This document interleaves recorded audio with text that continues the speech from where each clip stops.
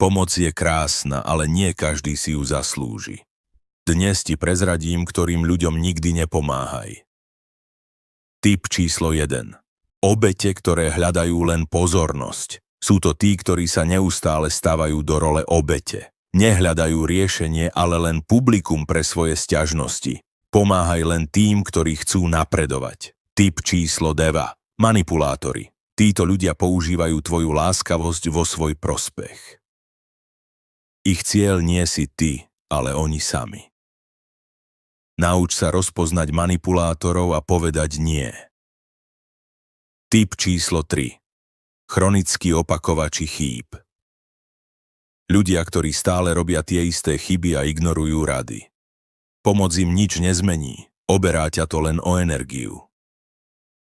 Typ číslo 4. Závistlivci. Závisť zabíja vďačnosť.